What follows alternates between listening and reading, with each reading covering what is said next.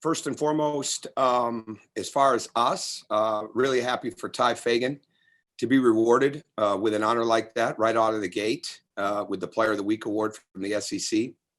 He was so efficient in that game, which is what we preach all the time to every player and to our team. Efficiency is what matters. I mean, he was 9 of 10 in the game. And I think the thing that made such a difference was not only the scoring, but the rebounding.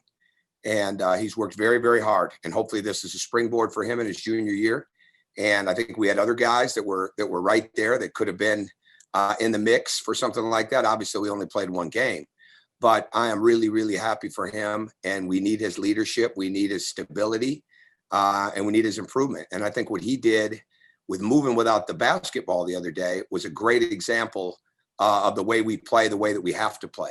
And it's hard when new players come in. We're going through this with the seniors. We're going through this with the young players, anybody in between, to really learn how to play random basketball. And our cuts are not always out of a play. Our cuts are not always out of a read of the next option in a play. They're based on how you're being played so many times. How is the man playing you? You're reading the ball and you're playing off of your man. And Ty has gotten so much better at that since he's been here. He did a good job with that last year. And he did an excellent job with it the other day. And on another note, a bigger note, with Greg McGarity announcing that he's retiring, there's no doubt to me that is, I don't want to say with mixed emotions because it's emotional, but it's bittersweet because I was thinking yesterday, the time when Greg and President Moorhead came to our home in Sarasota, and the pictures are still in my phone, and it was an incredible couple of hours meeting, and the two of them were huge reasons why we chose to come to Georgia, and because I could tell with President Moorhead and Greg McGarity, they were lockstep. I mean, they were lockstep, and that was a big thing to us. And Greg McGarity and President Moorhead have been outstanding. But in the case of Greg McGarity right now, he has been everything and more here for me and for us, everything and more. And when I tell him that he's the best I've worked with, I don't use it lightly. I've worked with some other really good ones, but you work with Greg McGarity and he helps lead the way. And that has been just absolutely tremendous for me and for us and for my family. And so I'm going to miss him when he leaves. I mean, I knew at some point it was inevitable, but I certainly wasn't looking for it to be now. But at the same time, it's what's most important to him. And when you really care about somebody and you want somebody to be happy, you understand it. But he did a fantastic job in the 2+ years that I've been here. He has been a fantastic leader. He's been an ally. He's been a voice of reason. He's brought wisdom. He's brought clarity, and he's brought confidence. And so I haven't known him nearly as long as a lot of the coaches here have, but I know the impact he's had on me, my family, and our program has been immense. So I'll turn it over to basketball now. All righty, with that, can we start with Anthony Dasher and then Andy Walsh? Hey, Tom.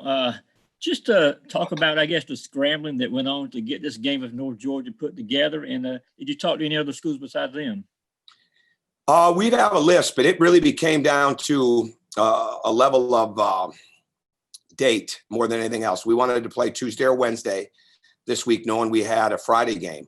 And certainly every day is a new day, as everybody's realizing. But it was not optimal to play 3 games in a week right out of the bat, but at some point it's going to come back to be valuable. And so when that happened and North Georgia was available, we definitely did look at a couple of other teams, but this is such a short notice thing. And it gave us a replacement for the Columbus State game.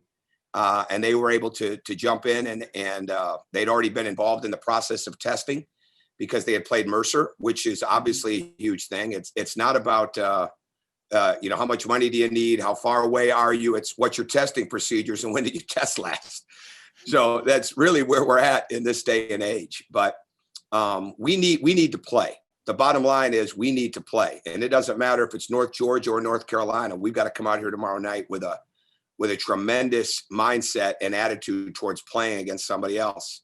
and build on build from Sunday's game. Thanks. Hey, Coach. I guess you guys found some success from the free throw line, which wasn't always the case last season. I guess how important is that aggressiveness to get to the free throw line, especially I guess with going through some lulls on offense and working through some problems to start the season, and I guess also how much does Andrew Garcia play into that? He went 10 for 11, I think, and he seemed really aggressive on Sunday. Well, aggressive is going to have to be a key word. We're not real big, and so we have to get really good space. We've got to keep. They did a good job defensively against us. We did not cut nearly as well. I think what you saw in Andrew Garcia is the player that he has been, and he's growing into being even more because he's learning so much, I think, here on a daily basis. But in games right now, you've got to play to your strengths, and Andrew really did that. Well, Ty Fagan cut and move without the basketball, and I think that was a huge part of it. So getting to the foul line, whether it's on cuts, whether it's on drives, whether it's on offensive rebounds, whether it's on getting behind the defense, whether it's on post-ups, whatever it is, it's going to be imperative because we're not necessarily a team that's just going to come out, go 3 out, 2 in, 4 out, 1 in, throw it inside all the time. We're not built that way right now. Now we're going to get better at it, and we've got to be creative in how we get the ball inside, but we've got to have movement, right? This team has got to have movement as we shoot, as we learn to shoot the ball better. Everything is driven to improve, but at the same time, you got to win the games, and the free throw shooting is always going to be a huge factor in that. So how we try to orchestrate that, how guys get on the glass, play calls, getting out on the break, all those things are going to be huge components of it. We want to put pressure on the defense by putting pressure on the rim, on the break, which means we're attacking the basket. We settled for threes far too many times, too early in the break on this past Sunday without the ball hitting the paint. That's not how we've got to play. We've got to touch the paint, get the ball in the lane, get it kicked out, get it swung. Now those are good threes, inside out threes. And we should have probably shot even more free throws if we'd have played a little bit smarter in that area of going through the paint and getting the ball reversed. But the learning curve is going to be ongoing every day, for everybody, as you continue to learn how to play and play with each other. And obviously it was the first game against somebody else, but to get that, I think we have 26 free throws. That was a plus, and we've got to continue to build towards that. All right, up next, we're going to have Mark Weiser and then Jed May. Tom, given what you were saying about Greg McGarity and your relationship with him during your time here, I'm curious how you would describe your thoughts on the unknown about who might be replacing him, and also your interactions with the interim AD, Josh Brooks, through your time here. Well, first and foremost, I was hired by President Moorhead and Greg McGarity. I mean, it came to the house. So to me, I've looked at it as a partnership, and have a president that's as active in athletics and is caring about the entire operation here as President Moorhead is really good. I mean, he's well versed in so many things, and obviously athletics is right there. And just look at the respect he has across the SEC and across the country with the NCAA. So I feel very confident with that. I really do, and I have no fear in great decisions being made here in the future, and seeing what the vision continues to be for Georgia athletics. And as far as Josh Brooks, I like Josh Brooks. I met him right off the bat. I think one of the great things Greg has done, and probably doesn't get enough credit for it, but to me, he gets a ton of credit for it. He has put a tremendous staff around him. I mean, a tremendous staff. And I don't want to leave names out because that wouldn't be right. But his main group of people are high level. So when you're at Georgia right now, the most important thing we have, all right, and I think, again, this is just a sign of Greg's leadership. He gave people positions. He gave them opportunities. He taught them what to do, or he reinforced what to do, and he let them roll, right? And I think Josh Brooks has got the experience of Georgia. He's got the experience of being somewhere else. But I think you've got a team of people in there that I feel really confident with as we make this transition. And then I trust President Moorhead implicitly. Hey, Coach, just one more question kind of about the administration. McGarity was saying earlier, about having, I guess, confidence in when trying to turn around a program that hasn't had the most success historically. How much have you felt that support and confidence from him, I guess, through your first a little over 2 years here, and I guess how important has that been in sort of you trying to build this program? Oh, it's been incredibly important because my 2 previous jobs were big time basketball tradition places at Marquette in Indiana, and they had their challenges certainly, and they had a lot of things that had to be built upon or changed or fixed. No question about it. But the tradition wasn't one of them. Well, here you're trying to build onto a tradition. You're trying to get people excited about it the way they're excited about other sports, and not just excited on given games or at given periods of time. But the whole goal for me, and I said this when we were hired, we want to make this a 365-day-a-year program, and that's what we work towards. That's how we work. That's how we want to try to develop it. And I think Greg McGarity has been fantastic with that. He really has. I mean, he's known. We had 18 years of experience and how to try to build a program at 2 other places. And even though it's different, the mindset of how you build it, build excitement behind it, energy behind it, get people ingrained in it, have people feel a part of it, that's all the same. And it takes time to recruit. And he's really helped me with that. I mean, it's a different a part of the world for me, or part of the country for me on a consistent basis with the recruiting and with dealing with all the different things that you do. So you have to get used to it. Well, he's been very good with that. And he's been very, very good at preaching, establishing culture, establishing the way you want to do things, knowing that this was going to take time, that it's a real process to build a foundation. And he's really, I'm like you would expect or hope you would expect. I mean, we want to accomplish great things yesterday, right? Last night. I mean, it's not always like that. And I think he has done a good job of trying to help me stay even keeled at times. And I've learned from him. And so I've learned to see things through his perspective. Doesn't mean I'm any less patient, but I've learned to see things through his perspective. And I think that's been good for me overall. All right, with the final 2 questions, we're going to start with Tori Heck and then finish with Ryan Curley. Coach, you mentioned earlier kind of the scramble to schedule this game with UNG and what went into that.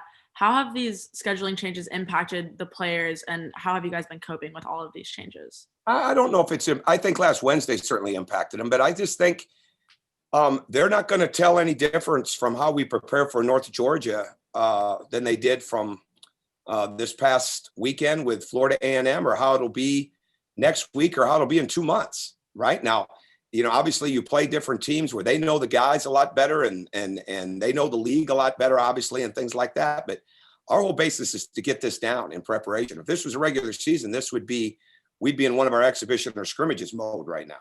Right. And that's, we'd have 2 things under our belt, and they're not, they count. So we've got to come out and we've got to have the same process of teaching them what we're trying to do, get them to understand that, like, this team runs tremendous ball screen motion.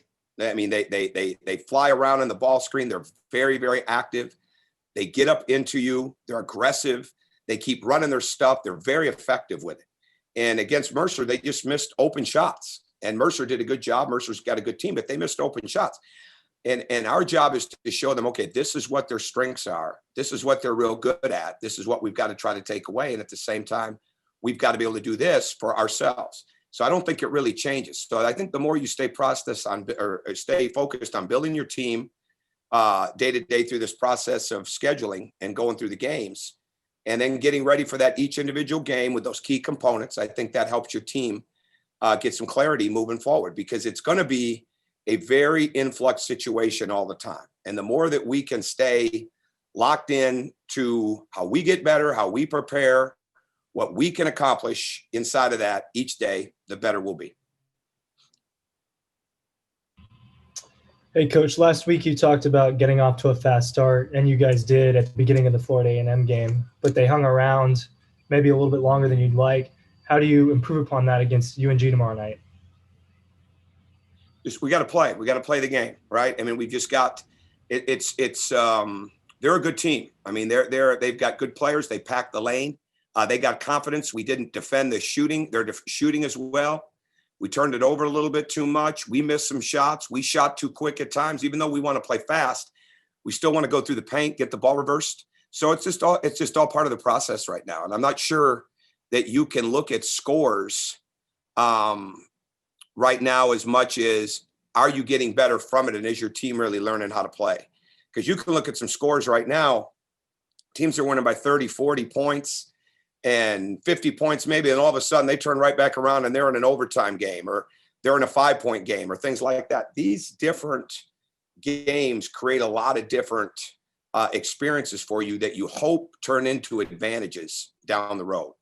And as much as you don't want a close game during the game, all right, to have a close game for your experience is not a bad thing. I mean, I certainly don't feel like that for 2 hours when the game is going on, trust me. But when you look back at it, that's something that you view, because again, it's going to be a shorter schedule. It could get much shorter depending on how it goes.